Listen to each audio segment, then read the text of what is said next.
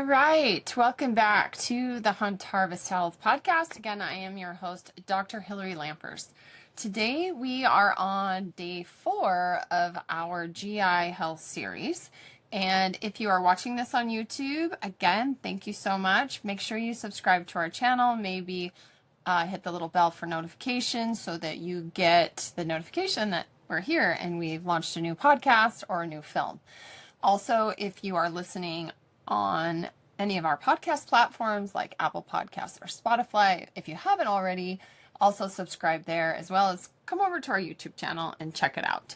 Sometimes it's nice to put a face to a voice, and I know a lot of you who are listening know Ryan and I, but I've started actually, and I'm like way behind the curve. I know I'm way behind the curve, but I really have started watching more of my favorite podcasters on YouTube because it just really helps to put a little bit of personality and a face to the voice that's talking. So, all right, today we have a lot to talk about. And before we get started on that, just again, letting you know about Stealthy Nutrition. This is our podcast main sponsor. This is my nutritional and supplement company. And today I wanted to introduce another product that is in the gut restoration bundle, and that is Detox Plus. Now today we are going to talk about the liver, we're going to talk about the small intestine, and we're going to talk about repair. And I love this Detox Plus product because it's a product that you can literally use every day. You can also use it as needed if you're using it as a detoxification protocol. If you need higher dose antioxidant support or liver support, like it's a great thing to take if you've been out kind of abusing your liver. Pop a few of these and this can actually help with hangovers and helping your liver process alcohol, because the liver is the only organ that can process alcohol. And so depending on your aldehyde enzymes, that's what they're called, and this two-phase detoxification in the liver, these products like N-acetylcysteine and milk thistle, etc., can be very supportive to the liver. Now, hopefully, we've been talking this week about improving gut health, and I'm hoping that alcohol is either not in your life or it's very minimal. As we discussed on day 1, alcohol is the main cause and the main reasons for so many GI problems and GI disorders, autoimmune, as well as cancers. So I highly recommend that alcohol is not that prevalent in your life, especially as you get older. But today we're going to talk about the liver. Now, this Detox Plus product, I take it pretty much every day. So I have slower than normal detoxification pathways, and I've known that about myself for a long time. I'm also one of those people that is highly sensitive to drugs, medications. I mean, I'm usually taking a quarter dose of what might be a normal daily dose for a lot of people. I'm sensitive to hormones. I'm sensitive to estrogen. Anything that has to be detoxed by the liver, which is most things in your body, I find that I'm sensitive to. So when I take the Detox Plus, I feel like, one, I feel better. My brain feels clearer. I don't have as much GI disturbance or body pain. I feel like I get that daily dose of support that's helping my body and my liver make glutathione. Now, glutathione is one of the most important internally made antioxidants that we have, and we can support glutathione by taking precursors like N-acetylcysteine, as well as vitamin C and vitamin E, and some of the herbs that also help support liver pathways also can help support liver detoxification and glutathione production. You can actually get your genetics done to see if you are a poor glutathione producer, and this can be really useful, especially when we think about using nutrients like this in a supplement form. Now, the Detox Plus has a bunch of these things that I have told you about here. So we've got N-acetylcysteine, which is the precursor to glutathione. It has milk thistle, which is basically, it helps to clean out the filters in the liver. And if you think of your liver as like the drain in your sink, when you're doing dishes, you have dirty water going through that drain. And on the other side, you have clean water coming out so that you don't have grease and gunk and food going into your pipes and causing blockages, right? This is kind of what liver cells do. And we're going to talk about the liver today, but that process, milk thistle, actually comes in and helps to clean out the little drains. So if you never clean that drain in your sink, you would never get water going through that. And so if you think about blood going through all of these filters in the liver, milk thistle can come in and help to clean that out. We've also got some mushroom blends in here. Absolutely love mushrooms. They're very therapeutic. We've got cordyceps, reishi mushroom. These are rich in all kinds of antioxidants, terpenes, steroids, nucleotides, polysaccharides, and they really help to promote an anti-inflammatory process. So if you have a lot of inflammation in your body, mushrooms can help. Chinese skullcap is one, and it helps support lipid metabolism because the liver, we talked about the gallbladder yesterday, but it's helping with that, which is fat digestion, and it also helps this inflammatory response that we want. And then there's some schisandra berry in here. Now, schisandra is a very great antioxidant. It's a Chinese herb, and it contributes to overall liver function, and it can shield the liver from oxidative damage and prevent elevation of liver enzymes. And so when we run labs on people, we can see the levels of liver enzymes, which dictates the amount of inflammation that the liver might be having. And then there's also some burdock root in here. This is a root that helps to encourage, again, healthy inflammatory response and bolsters liver health.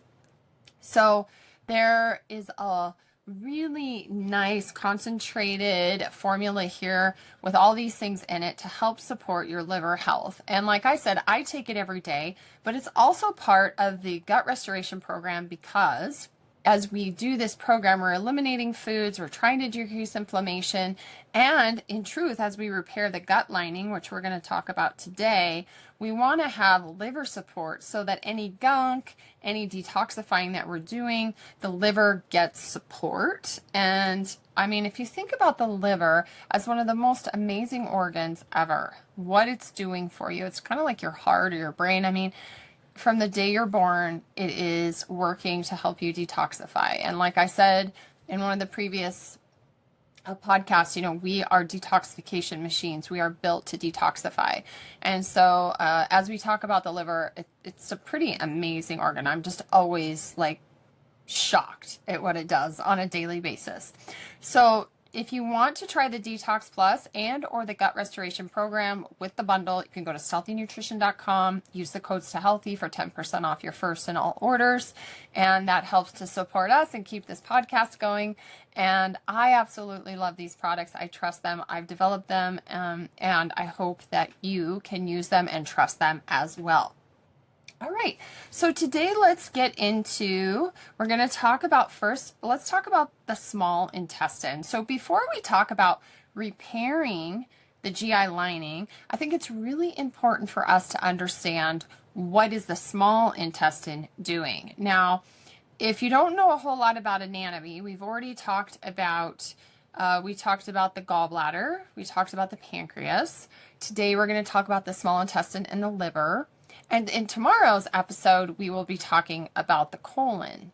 Now, I didn't go heavily into the stomach, but I did talk about the stomach a lot in the when we talked about digestion. And this is because that's where a lot of things are getting broken down, where viruses are getting killed, etc., by hydrochloric acid. And the stomach, again, is really a very sensitive tissue. It's got a very low pH to start with. But things like ulcers and gastritis and GERD and all these things can happen in the stomach. So we want to make sure that the esophagus and the stomach have the great pH that it needs in order to start breaking our food down. And we also want to make sure that the stomach isn't too insulted by things like excessive alcohol. Alcohol is absorbed through the lining of the stomach, and so we want to be careful not to be overdoing alcohol. Smoking cigarettes, eating super poor food, highly processed food. For some people, highly I would say foods like coffee, chocolate, anything that can be irritating to the lining, obviously spicy food, etc. And we all have different levels of tolerance because there's people all around the world that eat super spicy food. Like if I ate that food, my GI lining would be done. But I'm sure you can build a tolerance. And also, I would guess, depending on culturally, genetically, where you live, what types of foods your ancestors have been eating, you could tolerate more spice. But the stomach is kind of that first place that we start. From the stomach, we go into the small intestine. Now, when people think of digestion and absorption, we think they're the same thing, but they're really not. The digestion starts in the mouth. You start breaking down carbohydrates in the mouth with certain enzymes. And then as you go down into the stomach, again, we start breaking down proteins into peptides, etc. We start getting the carbohydrates and fats also ready to hit the small intestine and be broken up into smaller particles like amino acids. And smaller fats to cross the abdominal lining. Now, when you get into the small intestine, this is where most of your digestion happens, and it's where absorption happens. Now, we do have some absorption in the colon, but it's mainly of water and other substances. There's not really digestion and absorption of nutrients necessarily going on in the colon. But we're going to talk more about the colon tomorrow as well as the microbiome, so hold on for that. The small intestine is a central organ, and what it does is it does digestion, it does nutrient absorption, and it's where you have a majority of your immune defense. It is essential for overall GI function and systemic well-being, and really this is the area where we're emphasizing the importance of a balanced diet, hydration, and really we're looking, a lot of the disorders that we see can be in the small intestine. Now, when we think of the small intestine, we want to think about what is the role of it in the body. And really the key functions of the small intestine are nutrient absorption. The small intestine absorbs about 90% of all your nutrients from your digested food. It breaks down those macronutrients of proteins, carbohydrates, and fats into those smaller molecules so they are absorbed into the bloodstream through the small intestinal wall. And again, macronutrients, we've talked about that. Proteins get all the way to amino acids. Carbohydrates get all the way to simple sugars like glucose. And fats go to fatty acids and glycerol, which are sugar alcohols. The second thing that the small intestine is doing is it is creating enzymatic digestion. And we talked about that. What was that? Was that yesterday? We talked about the enzymatic digestion, the pancreatic enzymes, all of those things that are helping you to digest your macronutrients. And the small intestine does also make some of its own enzymes. This is like lactase and maltase and stuff. So the pancreas is secreting most of them, but the small intestine also creates some enzymes to help with breakdown of food. The small intestine is also where we have most of our immune system function. Now, the small intestine contains what's called gut-associated lymphoid tissue, or GALT. And this is lymphatic tissue, lymphoid tissue, immune tissue that's helping protect us against pathogens. It really acts as a barrier preventing bacteria, viruses, and toxins from entering our bloodstream. So this is very important in why immune system and gut health are 100% intertwined. The next would be microbiome support. You do have a microbial community in your small intestine, different than the large intestine. And some of these produce vitamins, vitamin K, B12. They regulate immunity, that kind of thing. Tomorrow we're going to talk way more about the microbiome because it's a huge topic on its own. And then we have water and electrolyte absorption that goes across. Water follows electrolytes, and so we've got things moving across the intestinal wall. Now, the craziest thing about the small intestine is that it's literally, in most people, it's around 20 feet long. And 20 feet, this room This room might be 20 feet that I'm sitting in, so it's crazy. It's very long, and it's got 3 separate sections. So we've got the first section, which is the duodenum, the second, which is the jejunum, and the third, which is the ileum, which is then attached to the cecum or into the colon that way. And the lining itself in the small intestine is covered what we call with villi, and they're like little fingers that come up.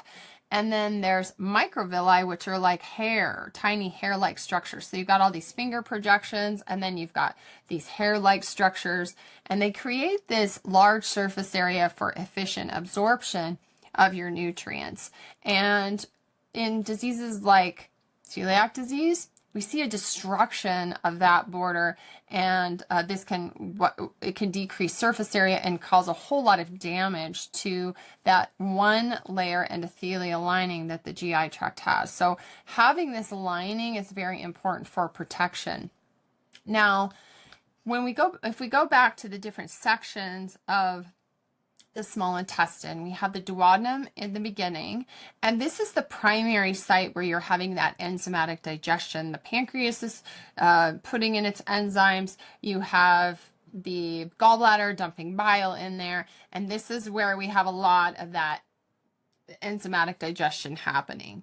Now the jejunum, which is the middle part, that's the main reason for nutrient absorption. So we got breakdown, and then as we move on, we're going to start absorbing through the small intestine. And then the ileum, which is the lower part, this is where you absorb bile acids, where you make vitamin B12 and you absorb it, and then any remaining nutrients that are left. So you can see it's kind of like a train tunnel, and the train's moving through, and it's doing different things at different parts.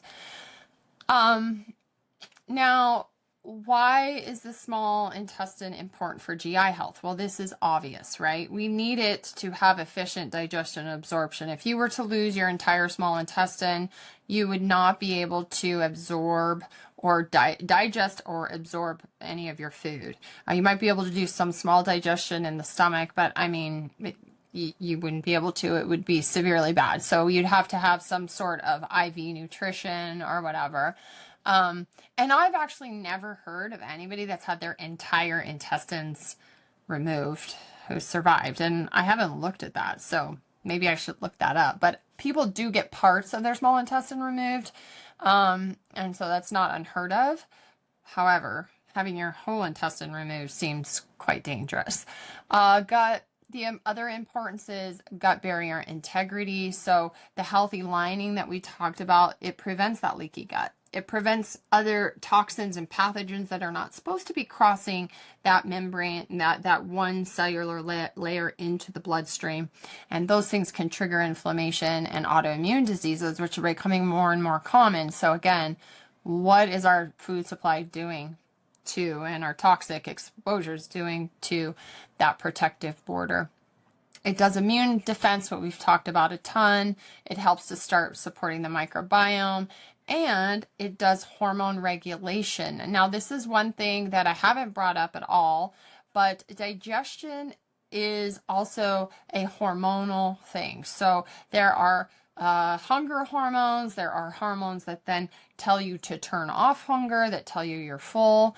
And there's hormones like regulatory hormones like cholecystokinin and secretin. These really coordinate digestive processes and signal satiety, which tells you you're full.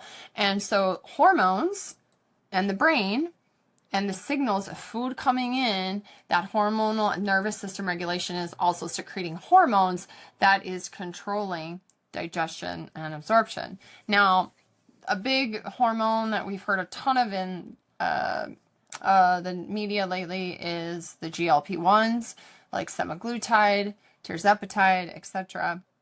Those are hormones that regulate stomach emptying, and they do a whole host of other things actually now in the brain. They interact with the dopamine receptor, and so I think, there's a ton of information out there, both pro and con.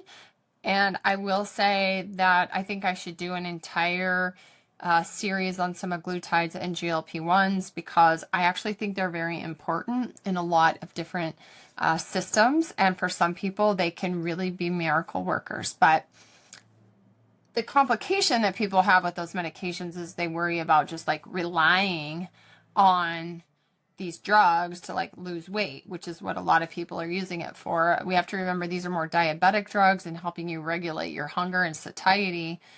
But likely based on our toxic environment and based on our poor food choices, our GLP-1s naturally may be becoming compromised because of this. And so as we improve our nutritional status and we remove toxins from our environment and we have healthier routines, the possibility of our GLP-1s getting better improves as well. And we see this in diabetics. Diabetes is not like a death sentence for most people if they would just work at really changing their lifestyle. And a lot of these hormones that play into diabetes, like GLP-1s, can be supported through natural lifestyle factors.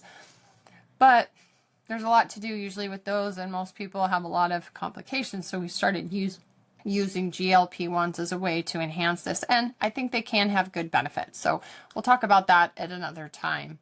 Now, diseases and disorders, we really touched on this the first day of the series. So go back and listen to part 1 of this series. I talked about diseases and disorders that affect the small intestine, and things that can help to maintain a healthy small intestine. Obviously a diet, and this is why the gut restoration program, or removing offending foods, removing food allergies, doing these elimination diets, etc. I'm going to talk about animal-based diet here in a second, but your diet is so important for the small intestine. Adequate water ensures proper absorption of nutrients and electrolytes. And a lot of people are dehydrated. And so making sure that you have adequate hydration is very important and supportive for the small intestine. If you have a lot of things like diarrhea, constipation, bloating, unexplained weight loss, all of these, this could indicate more serious conditions. And so you might want to get assessed for that. Unfortunately, like so many people have irritable bowel syndrome, and there's not a whole lot of conventional treatment for that. So again, going back to lifestyle is really important, but you always want to seek help if you feel like there's something more severe going on there. And then my big motherly lecture is avoid harmful substances like alcohol, processed foods, excessive use of NSAIDs and anti-inflammatories, aspirin. These can damage the gut lining, the small intestine, the stomach, etc.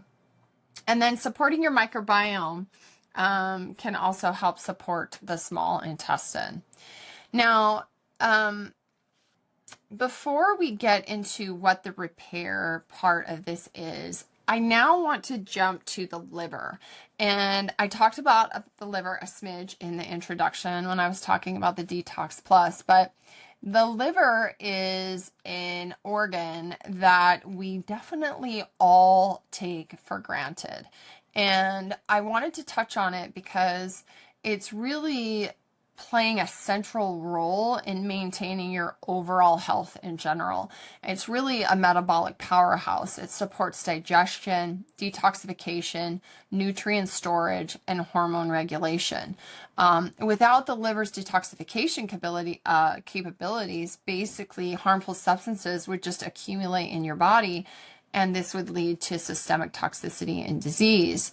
And honestly, a lot of disease can happen in the body and the liver is still working and doing a good job. So like when your liver gets to a point where it's inflamed and it's not doing a good job, then you're really sick.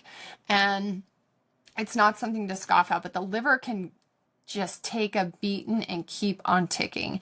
And I know that all of us who are listening to this or watching this, we have family members, maybe we're one of those people that has literally trashed our liver and we're still sitting here. We're still functioning. I've seen people that literally should be, way worse off biochemically, and I know their history and I know their behaviors, and their liver enzymes are still normal. Doesn't mean they're healthy. It just means that their liver is super, super strong. So the liver, the key functions of the liver, just to review again: detoxification. It neutralizes toxins, drugs, and metabolic waste, which is essential. And we're going to talk about those phases here in a second. It does bile production. We talked about that yesterday. It's producing bile, which is going to emulsify your fat so you can digest it and absorb it. And fat is very, very important. It is essential for metabolism. So it processes your carbohydrates, it processes proteins and fats for energy and storage. And then it converts glucose into glycogen for storage, and so that you can use it if you need energy when there's not glucose around. So it's storing glycogen in itself to hold for energy as needed. It also does nutrient storage, so it stores all your fat-soluble vitamins. It also stores B12 and minerals like iron and copper for future use. It produces essential proteins like albumin, that's your main blood protein, which regulates a lot of things in the body. But blood pressure is the big one, hormonal regulation a big one, and the liver produces clotting factors. It's important for immune support. There's cells in the liver called the Kupffer cells, and they remove bacteria and pathogens from the bloodstream. So let's talk a little bit about how the liver detoxifies the body. And it does it in two main phases. It takes basically a harmful substance and it turns it into a non-toxic, water-soluble form so you can excrete it. Okay, and let's talk a little bit about phase one. Phase one is what we call activation and modification. And what happens here is enzymes, primarily from this family called cytochrome P450 family, they oxidize, so they add oxygen. They use oxidation, reduction, or hydrolyzed toxins. And these, I'm not going to go into the biochemistry of that, but it's adding on different molecules. And it's trying to take what you took in, it's adding these so that you can move it into phase two. And these reactions make the substance more reactive. So in actuality, it takes a toxic substance and makes it more toxic. And then it has to move into phase two. And what phase two does is it does what's called conjugation.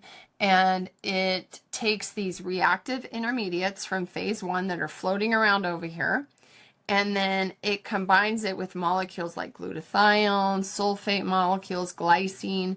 It neutralizes them. So this glutathione, which we talked about, which is that big antioxidant that we need and is so important for detoxification, it neutralizes free radicals and helps clean up reactive oxygen species.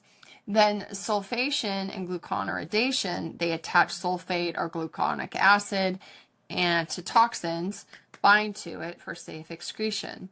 It also does things like methylation, and methylation is where we use certain B vitamins like folate and B12.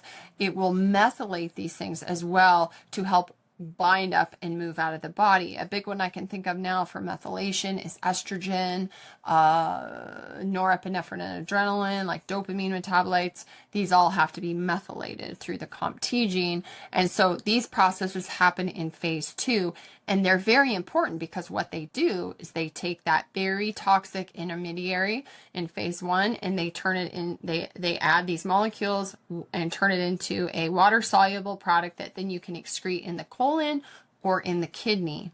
And this is, in the colon, it's going to be mainly through the bile. So that bile that you're making to break down fats, you're also, part of that is phase two detoxification and getting gunk out. So this is another reason why bile is so important, because it's part of this phase one, phase two detoxification product and cleaning up the body. And very, very important. So now that we've just talked about that, phase one, phase two is a very quick overview of that. Let's talk a little bit about the factors that influence liver detoxification. Obviously, number one is going to be diet. So antioxidant rich foods that support detox pathways are very important. and eliminating excess sugars, alcohol, and processed foods, because they do over time put a burden on the liver. We want to make sure that we have, obviously, again, back to hydration, we have good hydrations for excretion of water-soluble toxins via the urine. Very important. And then physical activity and movement enhances circulation and metabolic efficiency. And if you're going to be smoking or doing drugs, drinking lots of alcohol, these really overload detox pathways in the body. And so these lifestyle factors are very important to work on and or change. Some of the other factors that influence liver is nutritional deficiencies. So if you have nutritional deficiencies like B vitamin deficiencies, magnesium deficiencies, sulfur, amino acids, etc., you can see liver burden. And then obviously chronic disease. So there's a number of chronic diseases that affect the liver. A very common one in our culture today is fatty liver disease. And back in the day, fatty liver disease really only affected alcoholics. It was called alcoholic fatty liver. But now we have what's called non-alcoholic fatty liver.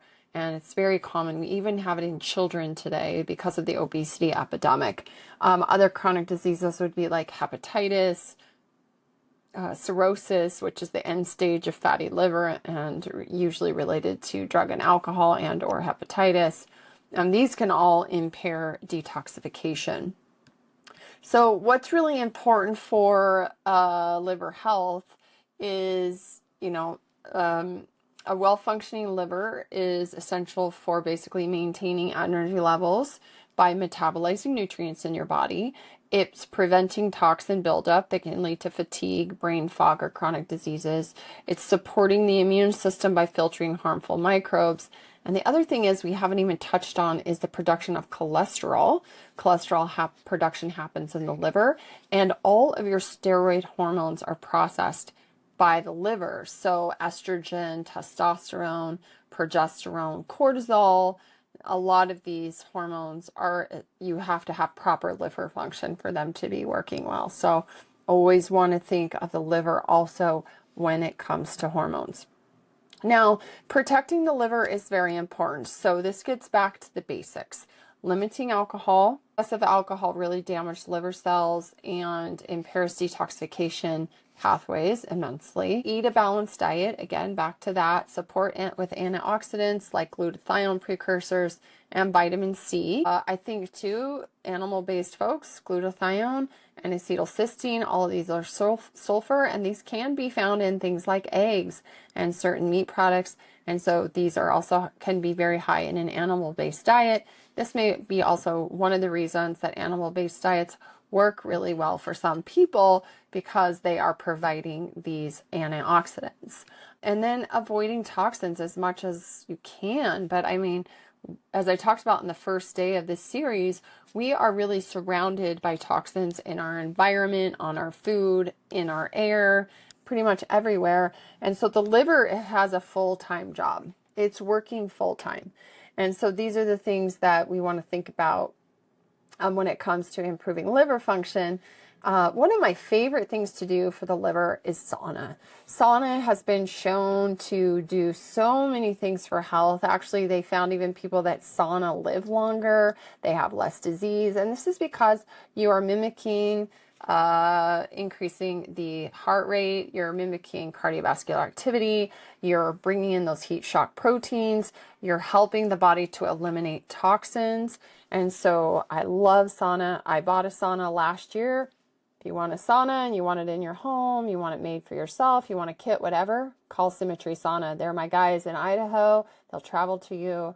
I mean, it is the #1 best health investment I have made in years. I don't know why I didn't do it before, but because of my slow detoxification pathways and because I am so sensitive to everything, the sauna has radically changed my health hormonally, just the way I feel, my detoxification processes. I love it. And it's wonderful to have this time of year, winter. It's really amazing. So check them out, Symmetry Sauna. They're also on our partners page at stealthyhunter.com. You can use the link to go through there. Tell them Stealthy sent you, and they will hook you up. I love my sauna. All right. So I hope that you've gotten some this is kind of, basic information about the liver, but I hope that helps you to understand what the liver is doing. It's really your main detoxification organ. It's helping you produce hormones, cholesterols.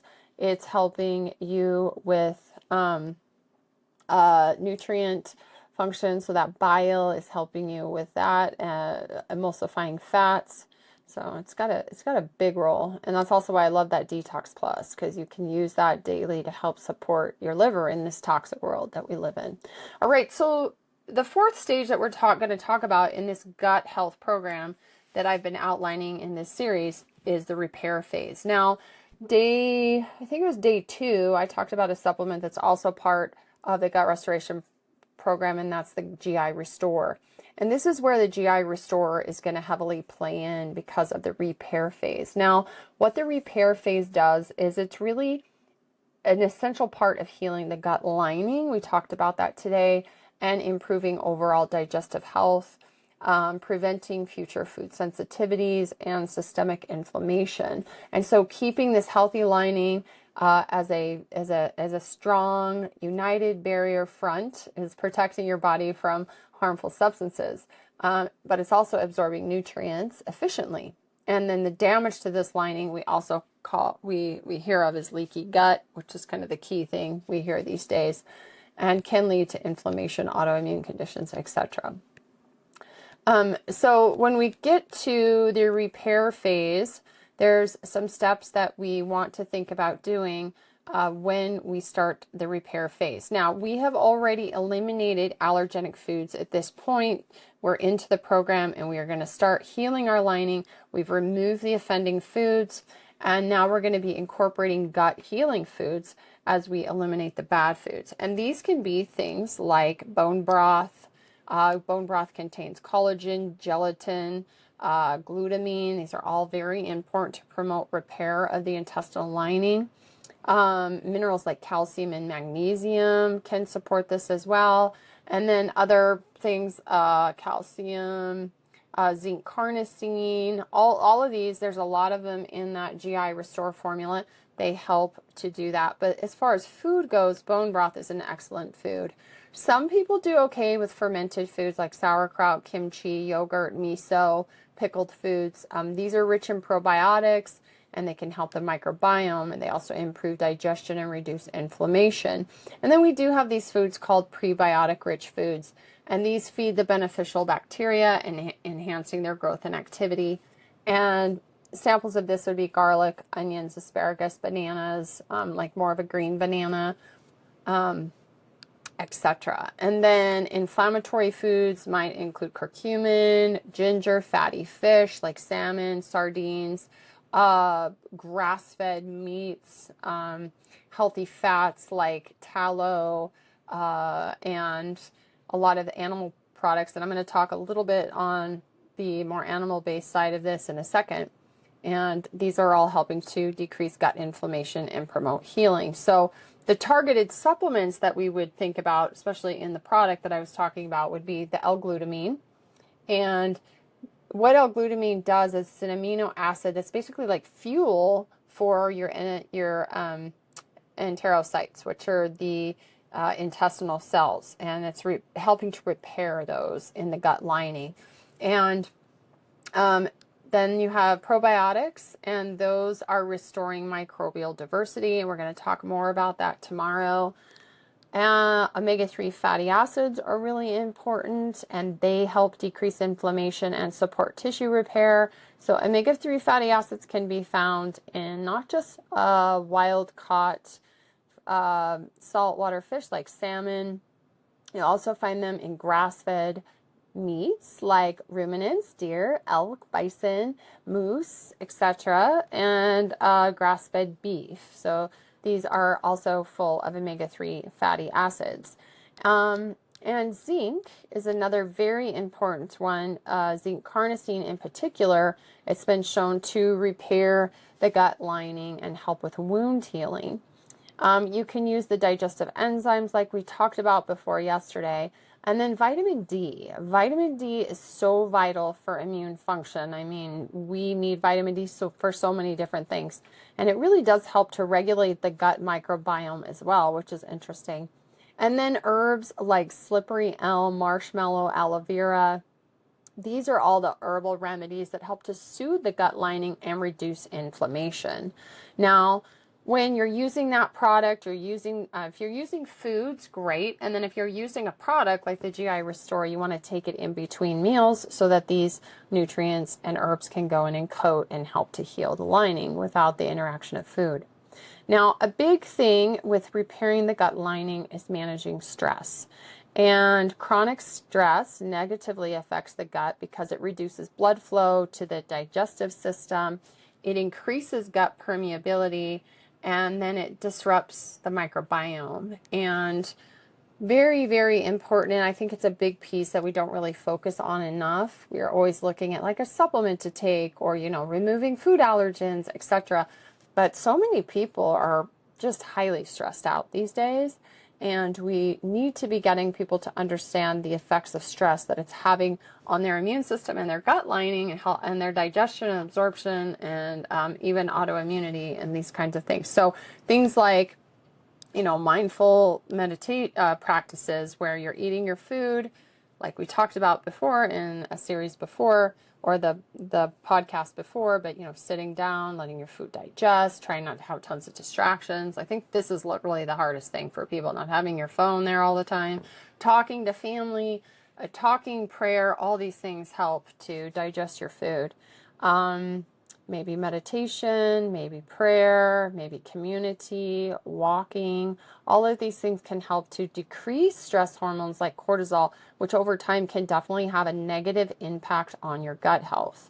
You also want to make sure that you're getting adequate sleep. You really want to aim for 7 to 9 hours of quality sleep. Now, if you're like a middle-aged woman like me, good luck getting 9 hours of sleep. You're probably waking up from 2 to 4 in the morning. You're either sweating, you're hot, you gotta get up, your body's hurting, whatever. So, I'm in heaven if I get 9 hours of sleep, but I usually get 6 to 7 hours of sleep, which I feel like is pretty good compared to where I was a year ago, going through the trials and tribulations of menopause. But sleep is a big one. And so making sure you have sleep hygiene and you have your sleep place figured out. Now, ladies, I'm going to do a whole women's health series. The difficulty with it is that there's different stages of life for women. So I'm going to try to do different stages of life series. And I know there's a lot of guys that listen here, but I know there's a lot of guys that are married to women and they need help in understanding these conditions as well. So we're going to do that. Just hang on for that.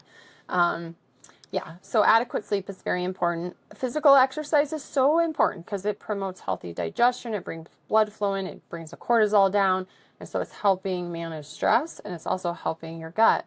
And then relaxation techniques. So journaling, hiking, being out in nature is so important. Time in nature is so important. And I really attribute Ryan, and a lot of his personality is related. He gets so much time in nature, and it really does have a huge impact on his health. I can just see it. And I like to knit. I like to sit down and do mindless things that do not require me to be thinking about things like this. I like to do things where I'm not thinking. So knitting, using my hands, painting. I love those kinds of things to help me manage my stress. All right. With the repair process, this is really not a one-time event. You need to kind of maintain a healthy gut environment. And so, the program that we have is a 4 to 6 week program, and you can maybe do it once a year. If you're really dedicated, you could do it twice a year. But if you've got a really messed up gut, you've got lots of food allergies, you've got lots of inflammations, maybe you have autoimmune disease. This is not something that you probably are just going to do once in a while. This is something you may need to do for management for a period of time. And usually a lot of the patients that I'm seeing coming in with lots of GI problems, we're working on these things over months. And, the key components are really those nutrient-dense foods. And I like to, and we're going to talk about the animal base here in a minute, but those whole nutrient-dense foods, again, back to organic. Why do we want organic? Because non-organic food is usually full of pesticides, herbicides, GMOs, God knows what. So you want to try organic or grass-fed, just really try to work on your sources as much as you can. Decreasing processing, again, very important. And eliminating processed and irritating foods. Make sure you're getting high quality protein, you're getting really healthy fats, you're getting fiber-rich carbohydrates if you are eating carbohydrates. And then again, you're hydrating, okay? Very, very important. Now, the expected outcomes of healing your gut lining, as you can imagine, is to reduce symptoms like bloating, gas, abdominal pain, in actuality, decreasing systemic pain and joints, etc., improving your energy level, giving you more mental clarity, clearing up your skin, giving you fewer inflammatory conditions, like I just said, joint pain, etc., and then long-term digestive health and improvement, which is really important.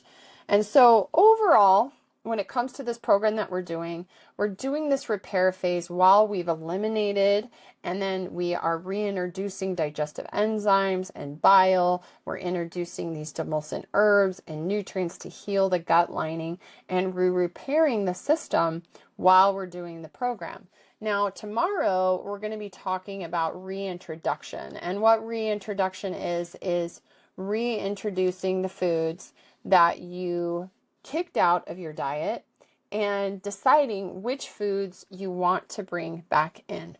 Now, I want to do a little bit of just a small talk on animal-based, and that's because Ryan has been doing animal-based, and I know a lot of you have questions around animal-based, and is it healthier for you? What about all those toxic vegetables? You'll hear Ryan say that. Toxins, toxins, toxins. Now, if you go back and listen to mine and Ryan's kind of carnivore review of our last year, I did the carnivore diet for 3 months. He's done it for almost a year. He literally hasn't eaten anything but animal-based products for a year on December 1st. And he's done really well at it, okay? And he's loved it, and he's also into challenging himself, and he felt like this was a huge challenge. Now, there's a huge shift that happens, though, when you add animal-based in. I'm not going to go into it fully, and we should probably do a whole series on animal-based diet and all the things that you need to do and the steps you need to go through. And I should probably interview somebody that's more experienced than me at it and understanding what's going on. But there are initial symptoms and issues like low energy, fatigue, diarrhea, headaches, constipation. These are all very common. I had all of these. Brain fog, sugar and carb cravings in the beginning. Those goes away pretty quick. I mean, after a week, you're pretty much over that. Muscle cramping, which I had a horrible time with.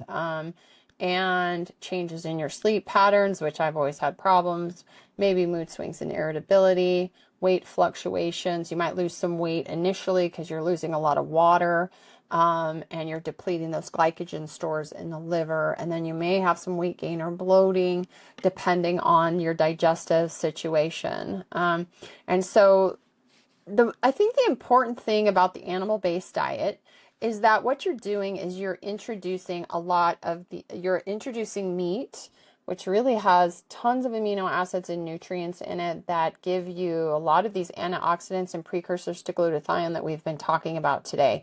And it helps to heal the lining. So people that have really bad food allergies, people that have irritable bowel disease, people that have autoimmunity conditions, we have seen that using the animal-based diet clears a lot of these things up.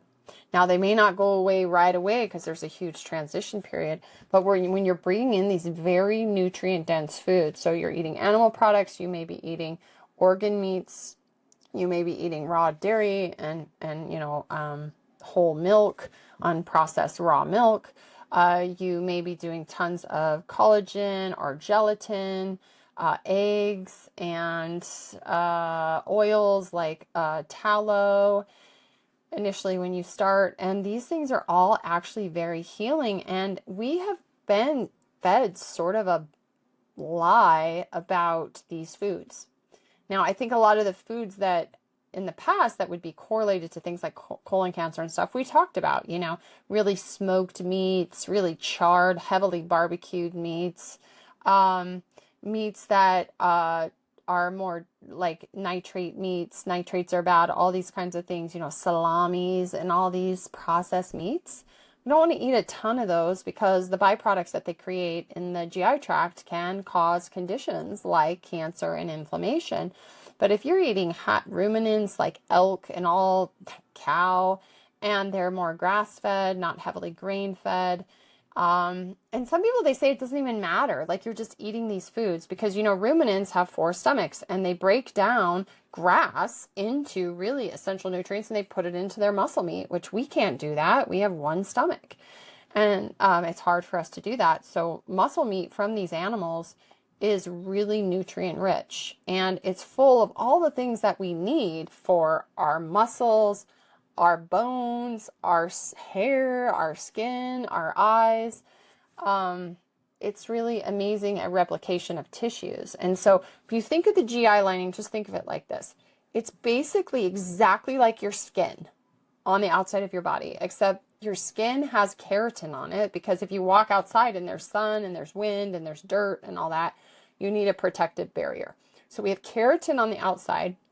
But if we were to take the keratin out of our skin would be like our GI tract. So when you eat or drink something, anything that goes in there is touching that very sensitive tissue.